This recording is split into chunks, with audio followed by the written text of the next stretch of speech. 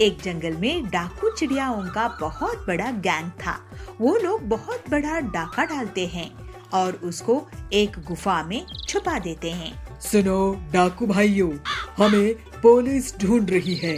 हमें अभी इस गुफा में रहना होगा। लेकिन हम खाएंगे क्या सरदार? गांव से किसी खाना बनाने वाले को उठा कर ले आओ। हाँ, गांव में बबलू बहुत ही स्वादिष्ट खाना बनाता है। फिर कालू बबलू को किडनैप करके गुफा में ले आता है। ये लीजिए सरदार, ये है बबलू रसोइया, इससे हम खाना बनवाएंगे। मुझे आप लोगों ने किडनैप कर लिया है, लेकिन खाना कैसे बनाऊं? सामान कहाँ है? तुझे पूरा सामान मिलेंगे। वो देख, वहाँ सामान का ढेर लगा हुआ है। अरे लगता है तुम पूरे साल का राशन यहाँ ले आए हो। चल अब सरदार जबास के लिए चाय बना। लेकिन किसमें बनाऊं? चूल्हा कहाँ है? अरे कालो, चूल्हा कहाँ है? देखो बबलू, कोई जुगाड़ करो, क्योंकि अब मैं बाहर नहीं जा सकूंगा चूल्हा लेने के लिए।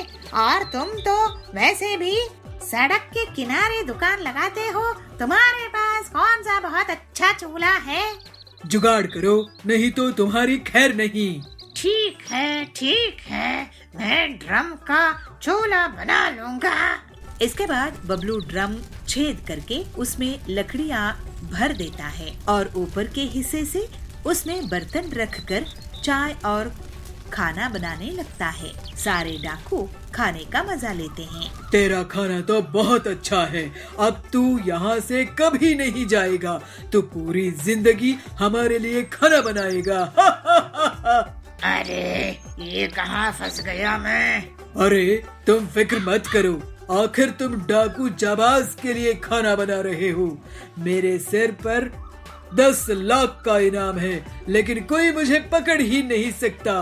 तो तुम बस 10 लाख वाले इनामी डाकू के लिए खाना बनाते रहो। बहुत दिनों तक बबलू उन डाकुओं के अत्याचार सहता रहा और खाना बनाता रहा।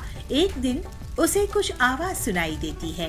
अरे ये तो हेलीकॉप्टर की आवाज है। फिर बबलू अपने ड्रम में गीले लकड़ियाँ डाल देता है और उसका धुआं गुफा से निकलकर बाहर जाता है और ऊपर की तरफ उड़ने लगता है। बस ये हेलीकॉप्टर ये धुआं देख ले। कुछ ही देर में हेलीकॉप्टर गुफा के पास उतरता है और उसमें से बहुत सारे पुलिस वाले निकलते हैं। पुलिस गुफा में धावा बोल देते हैं और सारे डाकू पकड़े जाते हैं। पुलिस सर, मैंने ही गुफे के अंदर से धुआं किया था, जिससे आप ये समझ जाओ कि इस सुनसान जंगल में इस गुफा में कोई है। आपने यहाँ आकर इन डाकुओं को पकड़ा, उसके लिए आपका बहुत बहुत धन्यवाद। अरे मेरा धन्यवाद नहीं बबलू, तुमने बहुत होशियारी दिखाई है। तुम्हें 10 लाख मिलेंगे। फिर इसके बाद बबलू को 10 लाख का इनाम मिलता है और उसका जीवन अब अच्छे से बीतने लगता है। हीरापुर गांव के जंगल में कड़क सेठ बहुत ही अमीर, लालची और धोखेबाज सेठ था। उसके बेहिसाब संपत्ति थी। पेट्रोल पंप, फिल्म थिएटर, गाड़ियों का कारोबार, सोने हीरे की दुकानें वगैरह थी। कड़क जल्द ही एक मॉल भी शुरू कर देता है। टिल्लू उसी गांव में एक छोटी सी किराना दुकान चलाती थी, लेकिन आजकल उसकी दुकान में भीड़ नहीं रहती थी। वो काफी परेशान रहने लगी। उसी समय टिल्लू आता है। पहला दे दे, एक कोल्ड ड्रिंक देना था। ये लो कोल्ड ड्रिंक। टिल्लू भैया, आजकल ज्यादा लोग मेरी दुकान में आते नहीं हैं। क्या तुम बता सकते हो ऐसा क्यों है? हाँ, आजकल क्या है ना, सभी चीज ऑनलाइन ही मिल जाती है। माचिस से लेकर कार तक सब कुछ ऑनलाइन इंटरनेट में मिल जाता है। और देखो, एक डिलीवरी बॉय जा रहा है। अच्छा, तो ये लोग हैं जो सामान डिलीवर करते हैं ऑनलाइन कंपनियों के लिए। लेकिन इसमें हम छोटे दुकानदारों का क्या फायदा है? तुम ऐसा करो कि किसी मेन मार्केट जगह में अपनी दुकान लगा लो। बड़ी दुकानों में भीड़ रहेगी, कुछ लोग तुम्हारे यहाँ भी आ जाएंगे। इसके बाद पीलू घर आके अपने पति बंटी को सब कुछ बताती है। तो बंटी कहता है, कड़क सेठ का माल मॉल इस जंगल में बहुत चलता है, क्यों ना तुम उसी के बगल में दुकान खोल लो, पैसों का इंतजाम मैं कर दूंगा। लेकिन कड़क सेठ बहुत चालाक था। जैसे ही उसे पता चला कि पीलू उसके मॉल के बगल में दुकान खोलना चाहती है, तो वो उसे एक सौदा कर लेता है। देखो बंटी, पीलू, मेरे मॉल के सामने तुम्हारी दुकान की कोई औकात नहीं रहेगी। तुम एक दुकान मुझसे खरीद लो, 5 लाख रुपए में, उसी में तुम्हारी भलाई है। अगर आप हमें 5 लाख में दुकान देंगे तो हम ले लेंगे कड़क सेठ। तो पीलू कहती है, ठीक है, हम ऐसा ही करते हैं। लेकिन बहुत दिन गुजर जाने के बाद भी उनकी दुकान उन्हें कड़क सेठ नहीं देता है। दोनों पति पत्नी उसके पास जाते हैं। कड़क सेठ, आप हमें हमारा पैसा वापस दे दीजिए, हमें आपसे दुकान नहीं खरीदनी है। ठीक है, ये लो 1 लाख रुपए। पीलू कहती है, लेकिन हमने आपको 5 लाख दिए थे ना। तो कड़क कहता है, तो मैंने कहा है क्या बुकिंग कैंसिल कराने के लिए? अब बुकिंग करोगे तो 10 लाख लूंगा। चलो भागो यहाँ से, नहीं तो ये भी नहीं दूंगा। दोनों पति पत्नी दुखी मन से घर आते हैं। तो पीलू कहती है, अब हम क्या करेंगे जी, हमारी पूरी संपत्ति खर्च हो गई है। मुझे सोचने दो, कोई न कोई रास्ता तो निकलना होगा। फिर बंटी अपने दोस्त हरिया के पास जाता है। वो एक ऑटो मैकेनिक था, उसके पास एक पुरानी गाड़ी थी। बंटी अपने दोस्त से पूरी बात कहता है और हरिया उसे उस गाड़ी का उपयोग बताकर एक आइडिया देता है। बंटी बहुत खुश हो जाता है। वो घर आकर पीलू को अपना प्लान बताता है। तो पीलू कहती है, ये तो वाकई बहुत अच्छा प्लान है। अगले दिन बंटी गाड़ी में पूरी किराना दुकान सजाकर निकलता है। लोग बड़ी हैरानी के साथ उसे देखते हैं। तभी जाबाज कहता है, अरे ऐसे सुपरमार्केट तो मैंने पहले कभी नहीं देखा। तो बबली कहता है, वाह वाह बंटी भैया, पीलू दीदी, आप लोगों ने तो कमाल ही कर दिया है। अब से मैं आपके इस गाड़ी सुपर बाजार से ही सामान खरीदूंगा। तो बंटी कहता है, ये गाड़ी सुपर बाजार पूरे जंगल वालों के लिए सबसे सस्ती दुकान है। मॉल भूल आओ, वहाँ का महंगा सामान भूल जाओ। यहाँ गाड़ी सुपर बाजार से किफायती कीमत में सामान खरीदो।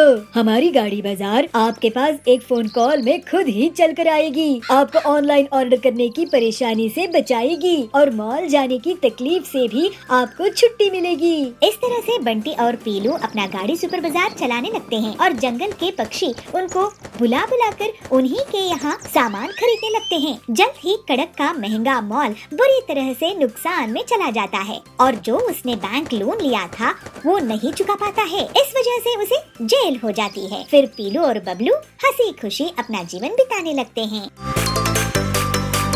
आचार्य जयसूर्या अपने पर्यटन के दौरान गांव-गांव जाके वहां के लोगों को अपनी प्रवचन से अच्छी बातें सिखाते थे। आचार्य के मधुर वाणी और सत्य विचार से वहां के लोग बहुत प्रभावित होते थे। आचार्य के विचारों को अपने जीवन में लागू करके बहुत सारे लोग सद्गुणी बन गए थे। एक दिन पंढरपुर में आचार्य का प्रवचन चालू था। सज्जनों, अगर हम किसी का बुरा चाहते हैं तो हमारा भी बुरा होगा। अगर हमारे विचार अच्छे रहेंगे तो हमारे साथ भी अच्छा ही होगा। कितना सीधा साधा है यह विचार। आचार्य की प्रवचन चालू था तो तभी वहाँ पे एक आदमी आके पहुँच जाता है और आचार्य की पैर पे साष्टांग नमस्कार करते हुए यह कहता है, आचार्य जी, मुझे बचा लीजिए, मैं तो आपकी शरण में आ गया हूँ। अरे मैं कौन होता हूँ तुम्हें बचाने वाला? हम सब की रक्षा तो परमेश्वर करता है। आचार्य जी, आप ऐसा मत कहिए। हमने देखा है आपकी वाणी से बहुत सारे लोग अपनी जिंदगी संवार चुके हैं। सब आपकी नाम की जपमाला जपते हैं। अच्छा बंधु, आपका समस्या क्या है बताओ। मैं एक डकैत हूँ। तभी सभा में बैठे सारे लोग एक दूसरे के कानों में खुसर पुसर करने शुरू कर देते हैं। अरे मैंने तो सोचा ही नहीं था कि ये डाकू है। अरे मैं सोच रहा था मेरी अंगूठी कहाँ गई, इसी ने चुराया होगा। अरे ये डकायत अगर हमारे गांव में आ गया तो किसी की खैर नहीं। लोगों की खुसर पुसर सुनते ही वह डकायत बोलता है, अरे मैंने जिंदगी बहुत देख ली है आचार्य जी, मुझे कुछ अच्छा नहीं लग रहा है। मैंने लोगों को लूट कर जमाया हुआ धन मुझे रात को नींद नहीं करने दे रहा है। अरे तुम्हारे कर्मों का तुम्हें पश्चाताप है तो तुम्हारी समस्या क्या है? आचार्य जी, मैं ये सब छोड़ के सीधी साधी जिंदगी जीना चाहता हूँ, इसीलिए आपकी शरण में आया हूँ। मुझे मार्गदर्शन कीजिए। आचार्य डकायत की दुविधा समझते हैं और उसे कहते हैं, अरे वो तो बहुत ही आसान है। आज से अपना कुकर्म छोड़ दो और ये मन में ठान लो और उसी के पथ पे चल पड़ो। धन्योस्मि आचार्य जी, जो आपने कहा मैं उसी पथ पे चलूंगा। आचार्य जी अपने प्रवचन उस गांव में खत्म करके दूसरे गांव, तीसरे गांव ऐसे ही पर्यटन करते रहे। तो एक दिन वही डकायत फिर से आचार्य जी से मिलता है। आचार्य, आपने जो कहा था उस रास्ते पे चलने की मैंने बहुत कोशिश की, मगर क्या करे, मेरे हाथों को चोरी करने की आदत हो गई है, छूट ही नहीं रही है। आचार्य, कोई दूसरा उपाय बता दीजिए ताकि मैं भी अच्छा इंसान बन के जिंदगी बिता सकूं। आचार्य हंसते हुए कहते हैं, अच्छा ये बात है, तुम आदत से मजबूर हो तो ठीक है, तुम हर दिन अपने ही काम करते रहना, मगर तुम जो भी काम करोगे उसे मेरे प्रवचन में आके बताते रहना, तब तुम्हें कोई पाप नहीं लगेगा। आचार्य की बात को सुन के डकायत को अच्छा लगा तो कहता है, अरे ये तो आसान है, मैं चोरी भी करूंगा मगर पाप भी मुझे नहीं लगेगा। आज से ही मैं जो भी चोरी करूंगा आपके प्रवचन में आके सबको बता दूंगा। ऐसे कह के डकायत वहाँ से निकल जाता है और कितने ही दिन बीत गए मगर डकायत वापस नहीं आता है आचार्य के पास। तभी अचानक एक दिन आचार्य के शिष्य को उसकी याद आती है और शिष्य कहते हैं, गुरुजी, कितने दिन हो गए लेकिन वो डकायत तो आज तक आपके पास वापस आया ही नहीं, तो इसका मतलब आपका बताया हुआ बातों से उसके ऊपर कोई भी प्रभाव नहीं हुआ क्या? ऐसा नहीं है मेरा शिष्य, उस पर प्रभाव हुआ है, तभी उसी ने वापस नहीं आया। मेरा कहना है उसने चोरी करना छोड़ दिया होगा, इसीलिए उसने यहाँ नहीं आया है, वरना वो कभी का आ जाता। मगर गुरुजी, ये कैसे हो सकता है? उस डकायत को अपने चोरी करना छोड़ने की लालच थी। चोरी करना बहुत ही आसान है शिष्य, लेकिन उसे सबके सामने ऐलान करना, अपने आप को उससे प्रायश्चित करना बहुत ही कठिन होता है, और यह बात उसे समझ में आ गया है। और अच्छे काम करने की बातें मेरे पास आके बताने की वजह भी नहीं है, और इसीलिए मुझे तो विश्वास है वो डाकू सुधर गया होगा। ऐसे कह के आचार्य अपने शिष्य को विवरण देते हैं। और एक दिन आचार्य की प्रवचन चल रही थी तो उसी गांव में रहने वाला वह डकायत आचार्य को मिलने आया और आचार्य से कह रहा है, आचार्य, आपकी वाणी ने मेरे जीवन की पथ ही बदल दी। मैं अब जिंदगी से बहुत खुश हूँ। उस दिन से आज तक मैंने एक भी चोरी नहीं की। भले ही मैं कुछ दिन भूखा था, मगर आज मैं कष्ट से अपनी जिंदगी को संवार रहा हूँ। कहते हैं ना, श्रम का फल मीठा होता है, तो मुझे भी यह श्रम बहुत आनंद दे रहा है। आपकी आशीर्वाद मुझ पर सदा ऐसे ही बने रहे आचार्य। ऐसे कह के साष्टांग नमस्कार करता है। यह बातें सुनकर आचार्य की मन भी बहुत प्रसन्न हुआ और वह डकायत को कहते हैं, अब तुम्हें कोई प्रायश्चित की जरूरत नहीं है, अब तो तुम सदाचारी बन गए हो, तुम सदा सुखी रहो। ऐसे कहते हुए आचार्य अपने प्रवचन के लिए अगले गांव निकल पड़ते हैं। गर्मियों का मौसम खत्म हो चुका था। जंगल में बबलू हाथी और पिंकी मोरनी दोनों बरसात का बहुत ही बेसब्री से इंतजार कर रहे थे। उन्हें बरसात में स्कूल जाना बहुत अच्छा लगता था, मगर गर्मी इतनी थी कि जाने का नाम ही नहीं ले रही थी। जंगल के सभी जानवर इस तेज गर्मी से बहुत परेशान थे। सबका हाल गर्मी से बेहाल हो चुका था। बबली हाथी घूमते हुए जंगल से जा रहा था कि उसे पिंकी मोरनी मिलती है। अरे बबलू, यूँ अकेले अकेले कहाँ जा रहे हो? तुम मुझे तो बताओ, कहाँ जा रहे हो इतनी जल्दी जल्दी में? अरे पिंकी, क्या बताऊं, इतनी तेज धूप निकल रही है, इस गर्मी में तो मेरा हाल खराब हो चुका है। क्या बताऊं, सब के सब जानवर परेशान हो चुके हैं इस सूरज की वजह से। बताओ, गर्मियों का मौसम खत्म हुए महीने हो गए, मगर बरसात का नामो निशान ही नहीं है। इसलिए मैं पास ही के स्विमिंग पूल में नहाने के लिए जा रहा हूँ। अरे बबलू, मगर आज ही मौसम विभाग ने बताया है कि आज बारिश होने की संभावना है। क्या पिंकी, तुम भी कैसी बातें कर रही हो? देख रही हो मौसम को, कितना कितना तेज सूरज निकला हुआ है, ऐसे में बारिश कहाँ से होगी। भला तुम्हें ऐसी बातें नहीं करनी चाहिए। देखते ही देखते अचानक से आसमान में काले बादल छट जाते हैं और सूरज बादलों के पीछे छुप जाता है। बारिश होने लगती है। यह देखकर बबलू हाथी और पिंकी मोर दोनों नाचने लगते हैं। देखा ना बबलू, मैंने तुमसे कहा था ना आज बारिश जरूर होगी। ये ओए नाचो खुशी से, बारिश आ गई। अब स्कूल जाने में बहुत मजा आएगा। चलो बबलू, सभी दोस्तों के साथ चलकर मस्ती करते हैं बारिश में। हाँ ठीक है पिंकी, चलो। दोनों भागते हुए अपने दोस्तों के पास जाते हैं और उनके साथ पूरे जंगल में नाचते हैं और धूम मचाते हैं। सभी जानवर बहुत खुश थे कि बारिश हो रही है। सभी जानवर भी उन्हीं के साथ झूमने लगे और नाचने गाने लगे। अगले दिन से सभी बच्चे स्कूल जाते समय अपने अपने साथ छाता लेकर जाने लगे। पिंकी देखो मेरा छाता कितना अच्छा है ना, इसमें कितने सारे रंग हैं और इस बारिश में कितना अच्छा लग रहा है। पता है पिंकी, ये छाता मेरे मामा लाए थे लंदन से मेरे लिए। हाँ बबलू, ये सच में तो बहुत अच्छा छाता है। तुम्हारे मामा ने सच में तुम्हें बहुत अच्छा गिफ्ट दिया है। सभी बच्चे एक दूसरे के छाते की तारीफ करने लगते हैं और नाचते गाते हुए स्कूल जाते और स्कूल से आते दिन बहुत ही मस्ती से बीत रहे थे। मोर, हाथी, भालू, लोमड़ी सभी बच्चे नाचते हुए स्कूल जाते। बबलू जब अपने घर जाता है तो उसकी माँ उससे कहती है, बेटा बबलू, तुम्हें बारिश में ऐसे नहीं घूमना चाहिए, ऐसे मस्ती नहीं करनी चाहिए, वरना तुम बीमार हो जाओगे और फिर डॉक्टर तुम्हें इंजेक्शन लगाएंगे। पर माँ, मुझे बारिश में मस्ती करना अच्छा लगता है। मेरे सभी दोस्त भी तो कितनी मस्ती करते हैं। अच्छा ठीक है बेटा, मगर ज्यादा देर पानी में मत खेला करो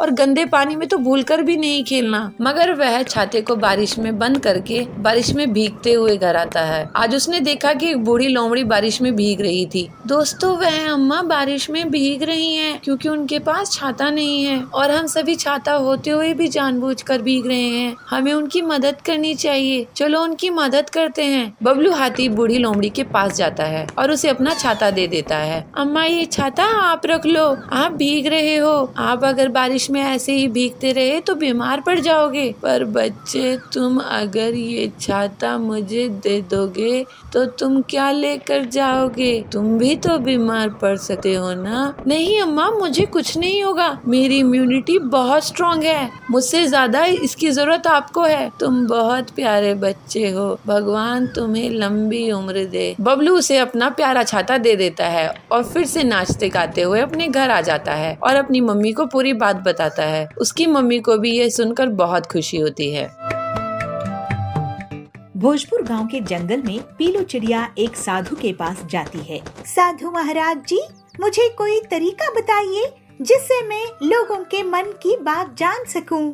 लोगों की मन की बात जानना बहुत कठिन होता है बेटी, लेकिन तुम्हें मैं एक सैनिटाइजर देता हूँ। तुम इससे जिस पर भी छिड़काओगी वो सच बोल पड़ेगा। अभी टीचर्स डे आने वाला है, मैं इससे बच्चों के मन की बात जान सकूंगी और उन्हें एक बेहतर स्टूडेंट बना दूंगी।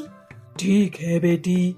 अगले दिन फिर पीलू स्कूल जाती है और क्लासरूम में आती है। बंटी, तुमने होमवर्क क्यों नहीं किया है? ओ ना मैडम जी, टीचर्स डे की तैयारी कर रहा था तो टाइम कैसे निकला पता ही नहीं चला। पीलू उस पर साधु का दिया हुआ सैनिटाइजर छिड़का देती है और वो सच बोलने लगता है।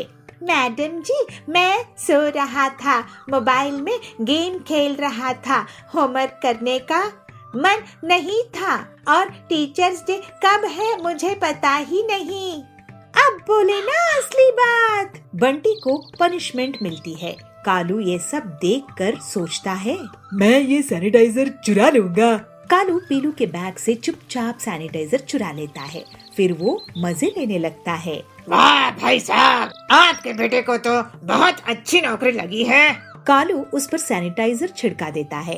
मेरा बेटा आपके बेटे से ज्यादा टैलेंटेड है। आपका बेटा रिश्वत देकर नौकरी में लगा है। अरे क्या बकवास कर रही हो?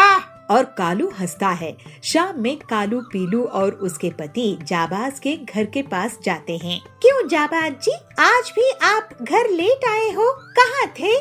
वह एक दोस्त से मिलने अस्पताल गया था। कालू उस पर सैनिटाइजर छिड़का देता है। अरे मैं कोई अस्पताल नहीं गया था, तुम टीचर हो ना, तो तुम्हारी डांट से डर लगता है तो थोड़ा झूठ बोल दिया। मैं तो बार में गया था। हाँ, अभी मजाक चकाती हूँ तुमको। जाबाज की झाड़ू से पिटाई हो जाती है। ये देखकर कालू बहुत ही खुश होता है। तभी पीलू उससे सैनिटाइजर छीन लेती है और कालू को डांट लगती है। कालू, ये तुम स्टूडेंट्स के भले के लिए था, तुम्हारी मस्ती के लिए नहीं। अब तुम टीचर्स डे में 5 ऐसे लिख कर लाओगे। अगर कोई बहाना बनाए तो याद रखना, मेरे पास ये सच उगलने वाला सैनिटाइजर है। जी जी मैडम। ये सुनकर कालू वहाँ से भाग गया। अरे पीलू, ये साधु का दिया सैनिटाइजर इतना असरदार है, ये तुम इससे कड़क की मदद क्यों नहीं करती?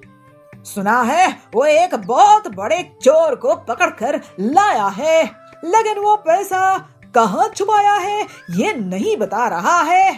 मेरा भाई इंस्पेक्टर कड़क की भी मैं इसी सैनिटाइजर से मदद करती हूँ। फिर पीलू कड़क के पास पुलिस स्टेशन जाती है। कड़क भाई, ये सैनिटाइजर लो और इस चोर पर छिड़का दो। पीलू के कहने पर कड़क वैसा ही करता है और चोर पूरा सच उगल देता है। फिर सभी बच्चे पीलू को टीचर्स डे पर बहुत सम्मान देते हैं। कालू उस पर 5 ऐसे पूरी ईमानदारी से लिख कर लाता है और सरकार भी पीलू को टीचर्स डे के दिन चोर से पैसा निकलवाने के लिए इनाम देती है। इस तरह से पीलू एक अच्छी टीचर होकर सभी स्टूडेंट्स का जीवन सुधारने में कामयाब होती है। माँ, मुझे रेलगाड़ी की चित्र बनाना है। अरे मुझे तंग मत करो, अपने पिताजी से जाके पूछो। अरे पिंकी बेटा, मुझे तंग मत करो, अपनी स्कूल की कोई भी किताब में बना ले। इतनी क्यों चिंता कर रही है, ये भी कोई समस्या है।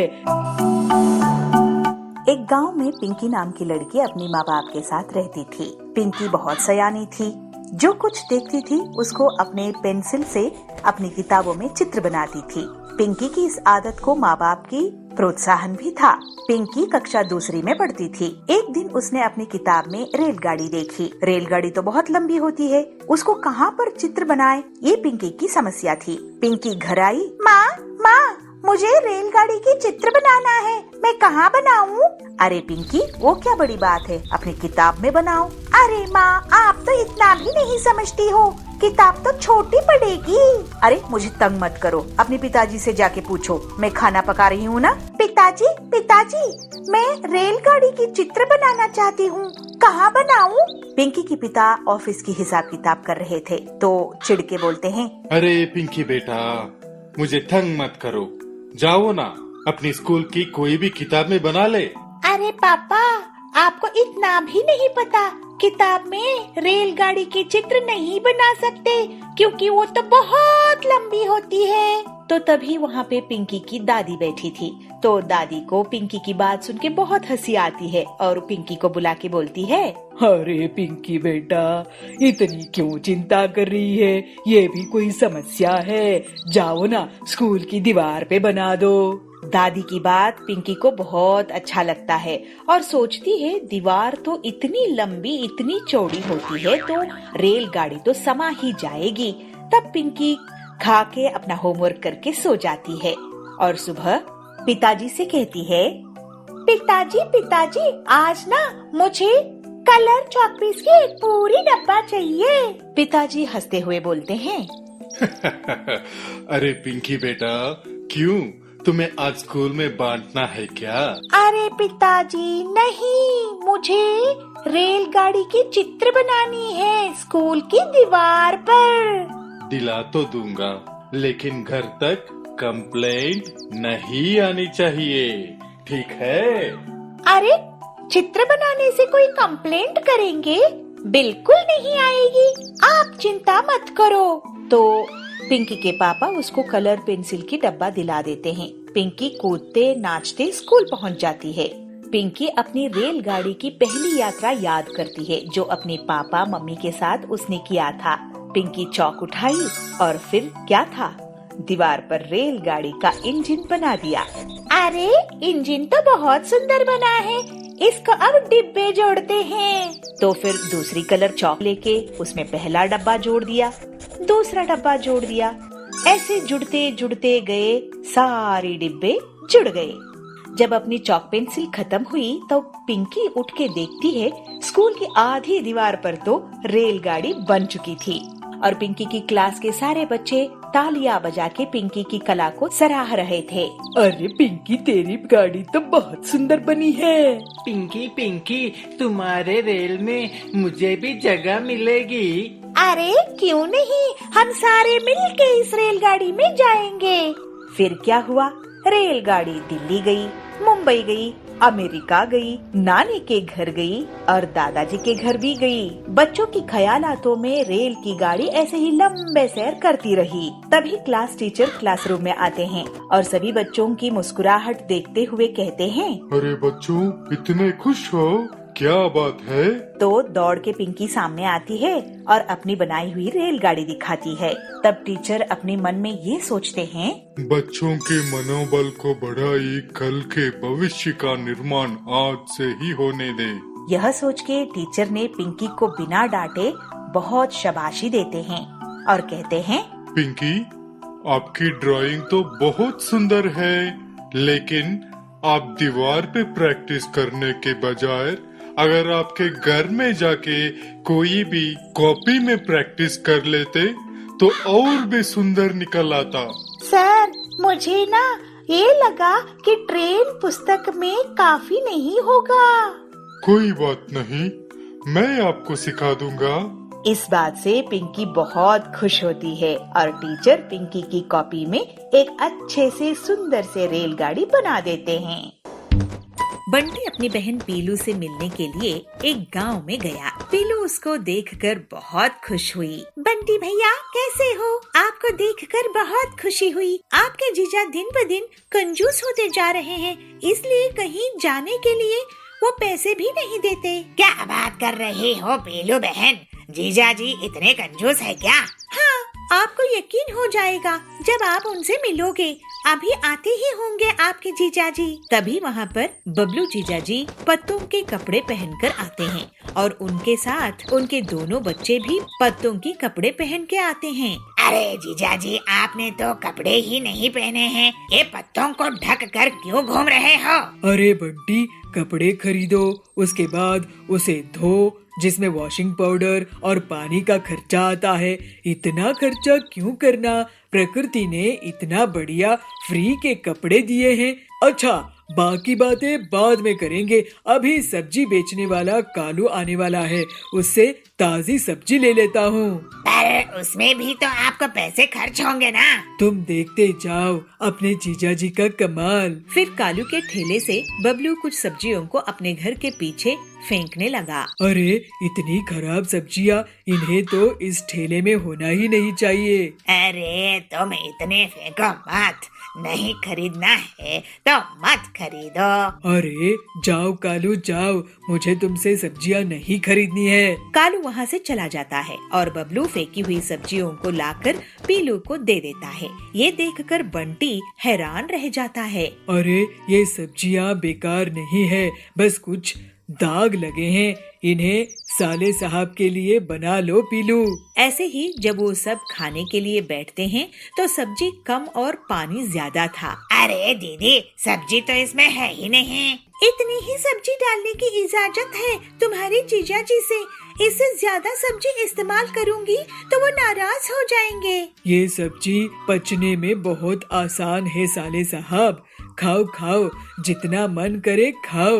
बंटी अब वहाँ से जाने के बारे में सोचने लगा। जल्द से यहाँ से वापस चला जाता हूँ, नहीं तो कुछ दिनों बाद सिर्फ खाना सूंघने के लिए मिलेगा। अगले दिन, दीदी मैं चलता हूँ, बहुत दिन रह लिया। बहुत दिन कहाँ भैया, 2 दिन और रुक जाओ ना।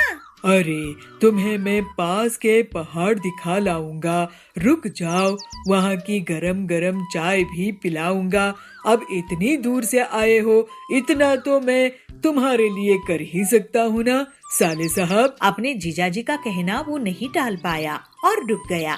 बंटी को लगता है कि जीजाजी उसको खातिरदारी करने वाले हैं। चलो, आखिर जीजाजी मुझे कह रहे हैं घुमाने खिलाने के लिए, तो मैं रुक जाऊंगा। शाम में बबलू बंटी को घर से बाहर बुलाता है। साले साहब यहाँ आओ, बैठो। अरे ये क्या जीजा जी, ये तो पत्थर है, इसमें आप क्यों बैठते हैं? और ये इतना बड़ा पोस्टर यहाँ क्यों है? अरे पहचाने नहीं क्या, मैं तुम्हें पहाड़ी दिखाने वाला था ना, ये वही पहाड़ है। अब वहाँ जाने में बहुत पैसा खर्च होता है, तो मैं अपने दोस्त से ये पोस्टर मांग कर ले आया हूँ। और ये पियो गरम गरम चाय, घर की भी बनी है, वहाँ जाकर पीने की मजा भी आएगा। और खर्च क्यों करना है इन सब में? लेकिन जीजा जी, ये तो कोई घूमना नहीं हुआ। क्यों, तुम क्या चाहते हो? मैं पैसे खर्च करूं, गरीब हो जाऊं, कि पैसे बचाऊं और अमीर हो जाऊं? मैं तो कहता हूँ तुम भी कपड़े छोड़कर पत्ते पहनने लगो।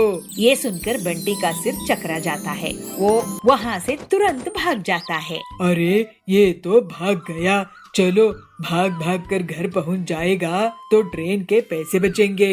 हे भगवान, कैसे जीजा मिला है।